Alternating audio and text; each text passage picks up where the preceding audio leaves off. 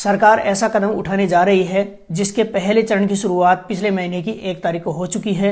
आखिर क्यों सरकार पूरी तरह से नोटबंदी कर रही है, जनता को इसका क्या फायदा होगा और कितने बड़े पैमाने पर नुकसान होने वाला है।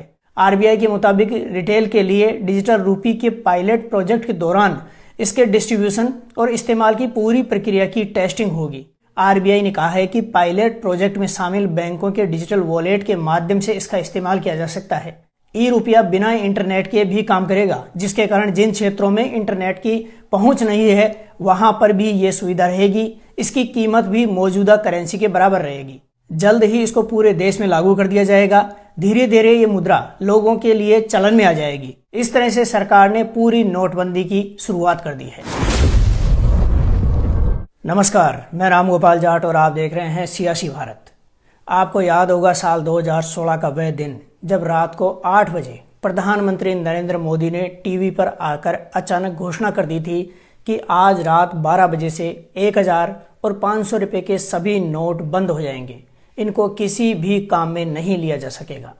उसके बाद देश ने अब तक की सबसे बड़ी आर्थिक त्रासदी का दौर देखा, जब घंटों लाइनों में लगकर लोगों ने अपने पुराने नोट बदलवाए थे। इस बात को पूरे 6 साल हो चुके हैं, लेकिन लोगों को भयानक परेशानी करने वाले उस समय के बारे में आज भी बातें करते हुए देखा जा सकता है। अधिकांश लोगों को आज दिन तक भी समझ में नहीं आया कि आखिर मोदी सरकार ने अचानक इतना बड़ा फैसला लेकर नोटबंदी क्यों की। आखिर क्या वजह थी कि करोड़ों की मात्रा में छपे हुए नोटों की अचानक रद्दी करनी पड़ी।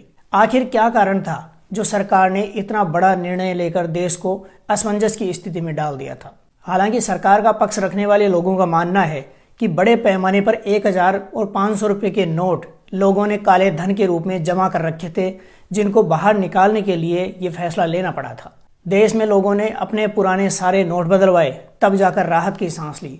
उस ऐतिहासिक नोटबंदी से तो केवल 2 प्रकार के नोटों को ही बंद किया गया था, लेकिन अब मोदी सरकार परमानेंट नोटबंदी करने जा रही है, यानी सभी तरह के नोट बंद कर दिए जाएंगे। सरकार ऐसा कदम उठाने जा रही है जिसके पहले चरण की शुरुआत पिछले महीने की 1 तारीख को हो चुकी है और उसके अगले चरण की शुरुआत 1 दिसंबर यानी गुरुवार से हो गई है। सरकार 3 चरणों में इस मिशन को अंजाम देने जा रही है।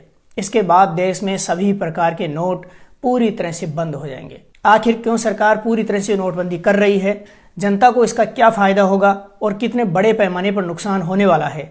सवाल ये भी उठता है कि यदि नोट पूरी तरह से बंद हो जाएंगे तो फिर नागरिक लेन देन कैसे करेंगे, और क्या ये बात बिल्कुल सत्य है कि सरकार नोटबंदी करके देश चला सकती है। क्या होगा विकल्प और किस तरह लागू किया जाएगा इस पूरी नोटबंदी का निर्णय। आइए पूरी कहानी को समझने का प्रयास करते हैं। भारत सरकार के इस निर्णय के बाद आपकी केस साथ रखने की टेंशन दूर हो जाएगी। जब से डिजिटल ट्रांजैक्शन शुरू हुआ है, अधिकतर लोगों ने केस रखना वैसे ही काफ़ी हद तक बंद कर दिया है।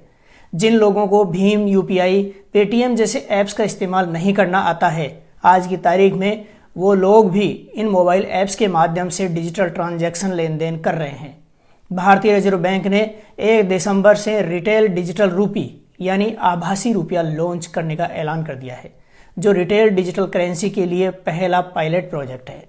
आरबीआई के मुताबिक रिटेल के लिए डिजिटल रूपी के पायलट प्रोजेक्ट के दौरान इसके डिस्ट्रीब्यूशन और इस्तेमाल की पूरी प्रक्रिया की टेस्टिंग होगी। यह इस नोटबंदी या नई करेंसी का दूसरा चरण है। आरबीआई ने इस डिजिटल करेंसी को सेंट्रल बैंक डिजिटल करेंसी यानी सीबीडीसी नाम दिया है। ये बात सत्य है कि डिजिटल रूपी का नाम सुनते ही आपके मन में सवाल चल रहे होंगे कि आखिरकार डिजिटल रूपी क्या है, ये फोन पे, गूगल पे और पेटीएम से कैसे अलग है। पहले ये जान लेते हैं कि डिजिटल रूपी और यूपीआई, पेटीएम, फोन पे के बीच में क्या अंतर है। देश भर के कई लोग लेन देन के लिए अब फोन पे, यूपीआई का ही इस्तेमाल करते हैं। इसका इस्तेमाल बच्चे से लेकर बुजुर्ग भी कर लेते हैं, क्योंकि इसका प्रोसेस इतना कठिन नहीं है। अगर हम बात करें कि डिजिटल रूपी यूपीआई से क्यों अलग है, असल में यूपीआई को डिजिटल करेंसी नहीं कहा जा सकता है, क्योंकि यूपीआई के जरिए ट्रांसफर किया गया पैसा फिजिकल करेंसी के जरिए ही चलता है। उसका मतलब यह है कि मौजूदा फिजिकल करेंसी के समकक्ष ही यूपीआई, पेटीएम के लिए मुद्रा का इस्तेमाल किया जाता है। UPI payment direct bank account to bank account होता है। डिजिटल रूपी के लिए आरबीआई ने कहा है कि पायलट प्रोजेक्ट में शामिल बैंकों के डिजिटल वॉलेट के माध्यम से इसका इस्तेमाल किया जा सकता है। यूपीआई को अलग अलग बैंक हैंडल करते हैं, जो कि आरबीआई की निगरानी में काम करते हैं, लेकिन डिजिटल रूपी की सीधा आरबीआई की तरफ से ही ऑपरेट और मॉनिटरिंग की जाएगी। बाकी के बैंक इसके डिस्ट्रीब्यूशन में शामिल होंगे, यानी आरबीआई की ये नई करेंसी है जो हाथ में नहीं आएगी, लेकिन उसी तरह से काम करेगी जैसे आपके हाथ में रुपया होता है और वह काम करता है। ई रूपी के बड़े फायदों की बात करें तो सबसे बड़ा लाभ तो यह है कि ई रुपया भारत की डिजिटल अर्थव्यवस्था को मजबूत करने में मददगार होगा। दूसरी बात यह है कि इसके बाद